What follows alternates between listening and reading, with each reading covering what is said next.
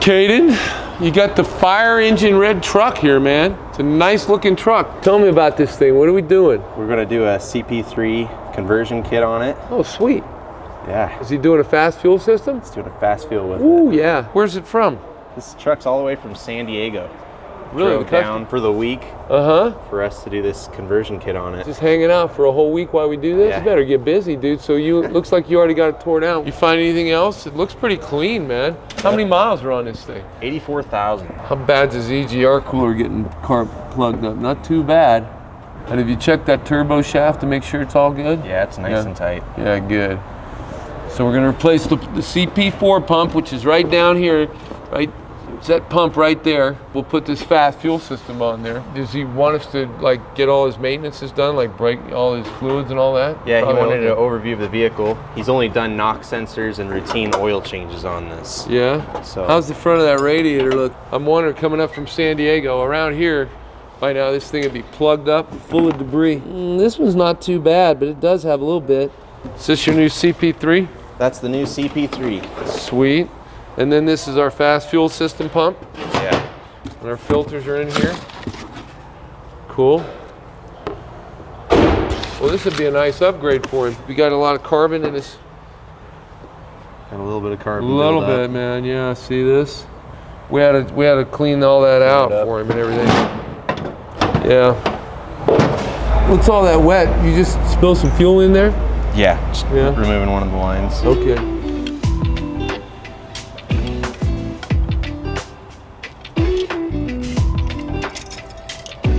Okay, folks, so what we got here is our upgrade from a CP4 to a CP3. Now, the problem with the CP4 is that when they grenade, and they're pretty famous for that, they will totally take out your fuel system. You'll end up with all new injectors, lines, rails, pull the gas tank off, and this pump is famous for this. This is a 2-piston. Yep. You can kind of see, here would be the crankshaft, and here's the 2 cylinder heads. One of them's here and one of them's here. And the CP3 pump actually has 3 heads in it. 1, 2, 3. And so the crankshaft's in the center, building pressure in these 3 cylinders. They're much more durable, reliable. They don't cause the damage that this one will cause when they go bad. They send you the entire package. It's a really nice package. Who are we getting this from? This is from Fleece. Oh yeah. We use those quite a bit and we're happy with them. Looks like they got this nice adapter plate. You can see where this engine's, it's got a bigger O-ring here where it goes into the back side of the engine. And we've got that one on the CP3, but we'll put an O-ring on this and you can see how that's the adapter for it. Yep. I would recommend, just as a precautionary measure, when you open up the fuel lines, let me show you. Anytime you have a fuel line open on a rail, you should put a cap on that. Because as clean as you have this, I know we steam cleaned this before we started working on it, you still don't want to get any dirt in an open rail because that's going to go where? Right into the injector. Right into the injector. So it's just a little cautionary thing that I'd recommend you do. Why don't you go grab us a red cap for that? We keep a stock of these for different size cups and things like that to cover that kind of stuff because dirt and diesel do not mix. It's the quickest way to cause a nightmare. But this kit comes complete. You can order it, click on the link. You can order that, of course, if you need, if you'd like us to do it. Like this customer, he brought this all the way from Southern California. We have people that drive up here, they'll stay. Utah's a beautiful place. They'll rent a car and visit the place. It's about a 2-day job, isn't it? Yep. Yeah, okay. It's looking good, man. Good job.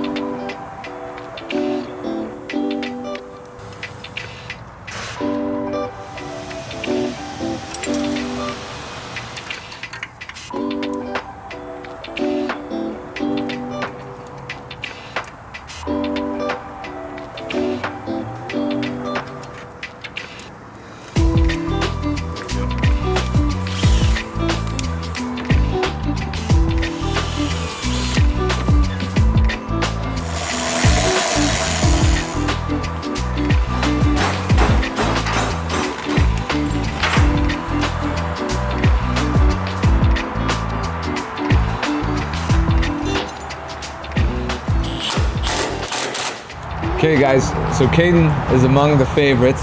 He's freaking awesome. He's young. This is I think what the industry needs is guys like Caden. So give us some tips. You've done a few of the fast fuel systems. What's your easiest way to do these for everybody out there? So do what they do on mocking it up. Okay. And yeah, just have everything loose. The worst thing I've ran into is the return line. Just wherever you cut that hose, depending on the vehicle, if it's a long bed, short bed, it'll vary where you would put this return line. Okay. So if maybe you want it farther or up more, just so you can not have any kinks or rubbing on the hose, because your return fitting's right there. So, so you've got to almost loop it around. Yeah, just through here. Just try to see how much hose you got. Say, run your first 2 lines, and then for your return, somehow not kink it, as well as put it in a good spot where it's not going to cut itself later on down the road. Right. What about the shim for the pressure? Because we did the CP3 conversion. Yeah. What, I mean, because you're supposed to have what PSI? 5 PSI. Okay, and so the shim will matter on how much PSI is being delivered to that pump. Yeah, cutting that spring. Okay. Factory, when you get a fast fuel system, it's around 8 to 10 PSI. Okay, and so you got to drop that. So to I got 5. to drop it to 5, so we don't have any surging problems on our CP3 tail. Okay. Anybody that's out there that's done a CP3 conversion on an LML, what does this surging feel like, so we can help them know what to look for? The surging is almost like a mild vibration. You'll just be on the freeway and kind of feels like the pump's giving out of some sort. Okay, I mean, like they're almost losing fuel. It bounces a bit, yeah. Okay. And it's just playing catch up with itself, and some of those things are caused by these. These are what Fleece have recommended to replace with this kit. Doesn't mean that all the time if you do a conversion it's going to happen. No. But it could happen, and this is what is recommended to replace. So this goes on. This is a regulator. Yep. Right, and this goes on the driver's fuel rail. Driver's fuel rail. Okay.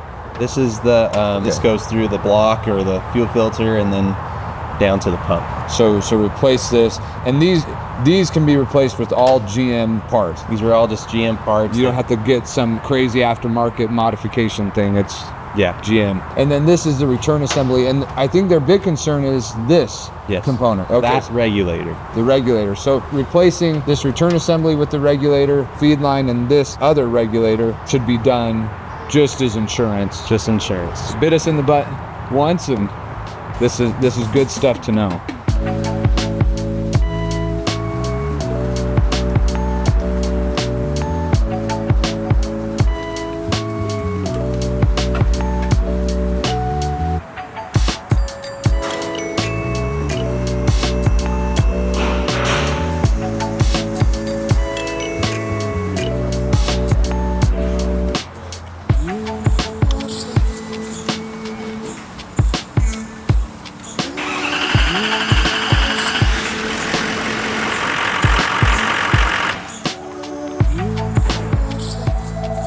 Caden here, young man. We love to learn around here. If you don't love to learn, you're in the wrong business fixing cars.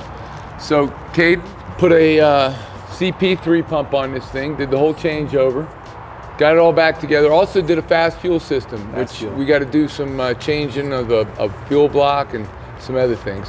Is that where you got your fumbled up there in the fast fuel, or? That's where I thought. You thought.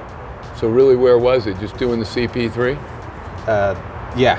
This is one of the hardest things you can teach a guy, or a guy's got to learn when he's working on trucks and cars. When you put something back together and it's not right, there's things not running right, it's not working right, whatever, you have got to look to yourself. You got to do that, man.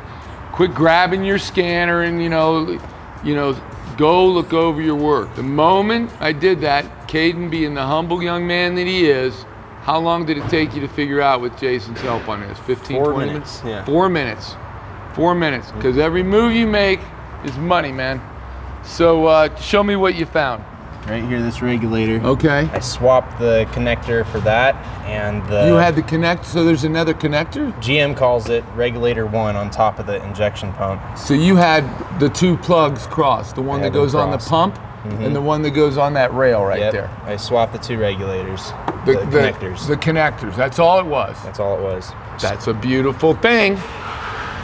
How's it run now? Runs great. Let me hear it. That'll do him so much good the rest of his life. This really works. Yeah, it sounds good, dude. Not clacking. You checked your scanner for your return pressure? Is it right where you want it? Yep. Booyah! Don't leave home without this bad boy right here, the suicide knob. That's what we're talking about.